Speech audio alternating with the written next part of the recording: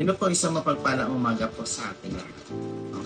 Ang devotion po natin ngayon ay matatagpuan po sa mga Gawa, chapter 4, verse 31. Ang sabi po, pagkatapos nilang manalangin, nayanig ang pinagtitipunan nila. Silang lahat ay napuspos ng Espiritu Santo at buong tapang na nangalan ng salita ng Diyos.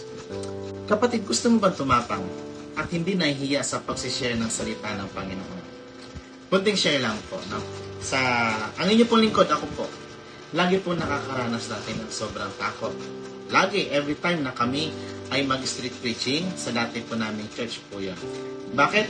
In public place po kasi talagang magpipreach ka sa street sa maraming tao at iko-correct mo sila sa mga mali nilang mga gawain. Hindi naman kalooban ng Panginoon. At baga ipaparealize mo sa kanila na tayong lahat ay makasalanan at kailangan magsisi, tumalikod, at magkaroon ng pananampalataya sa ating Panginoon. Then sa paligid, syempre, alam nilang mali yung ginagawa nila, no?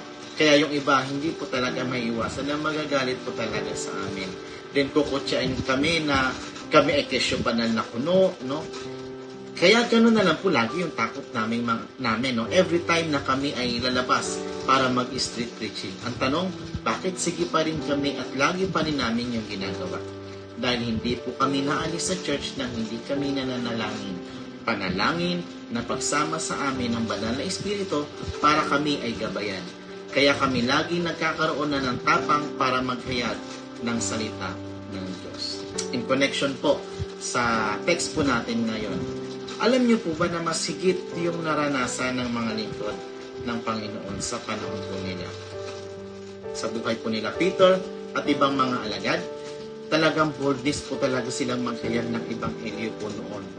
So, ngunit alam naman natin na panahon pa ni Jesus, ang dami ng mga against sa Panginoong Jesus. Kaya naman, ang mga religious leader po talaga ng mga ito ay talagang galit na galit tayo sa kanilang paghahayag patungkol kay Jesus. No?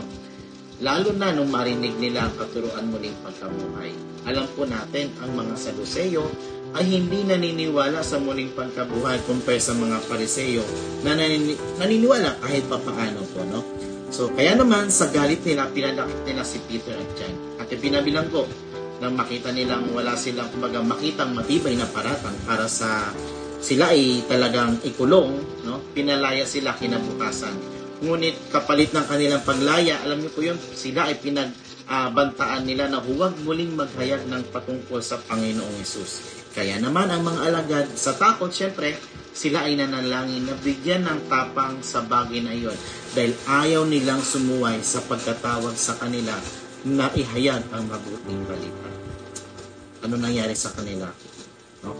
Doon sa meeting place nila, nayanig ang pinagtitipunan nila at sila ay napuspos ng banal na Espiritu. Ano pong resulta? Dahil doon, mas nagkaroon sila ng tapang na ihayag ang salita ng Diyos.